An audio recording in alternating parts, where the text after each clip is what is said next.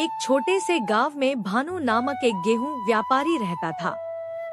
भानु को उसके विशाल गेहूं के खेतों और गांव में गेहूं के व्यापार के लिए जाना जाता था। उसके पास गेहूं की बहुत बड़ी मात्रा थी, जिसे वह हर साल गांव वालों को बेचता था। लेकिन इसके बावजूद भानु कभी संतुष्ट नहीं था। वह लालची था और चाहे जितना भी संपत्ति जमा करता, वह हमेशा और अधिक चाहता था। भानु की लालच इतनी अधिक थी कि वह कभी कभी गांव वालों से गेहूं की कीमतें बहुत बढ़ा देता था, जब वहां गेहूं की कमी होती थी, यह जानते हुए कि उनके पास इसके अलावा कोई और विकल्प नहीं था।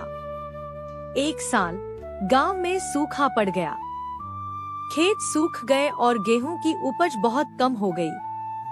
गांव वाले भूख और मुश्किलों का सामना कर रहे थे और वे अपनी जरूरत के लिए गेहूं खरीदने के लिए भानु के पास गए।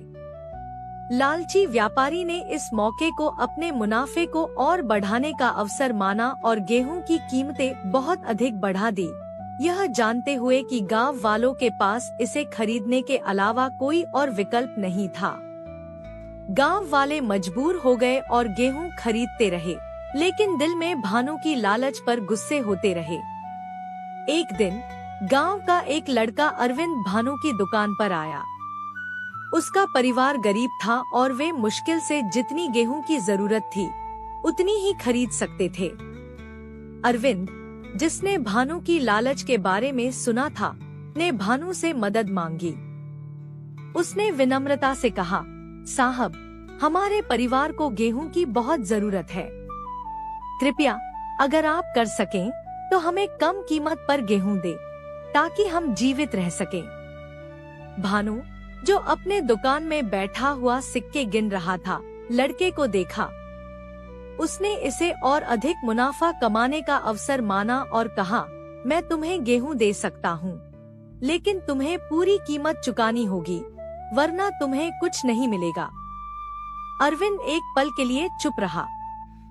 फिर उसने बस इतना कहा, मैं समझ गया हूँ साहब, लेकिन मुझे उम्मीद है कि एक दिन आप समझेंगे कि लालच कभी खुशियाँ नहीं लाता, बस दुख लाता है। भानु हंसते हुए लड़के की बातों को नजरअंदाज कर दिया, लेकिन रात को सोते वक्त वह लड़के की बातों को अपने मन से नहीं निकाल पाया। वह सोचने लगा, क्या यह सारी संपत्ति इतनी महत्वपूर्ण है अगर इसे दूसरों की पीड़ा पर पाया जाए? अगले दिन भानु जागा और उसे एहसास हुआ कि उसकी लालच ने उसे गांव वालों से अलग कर दिया था।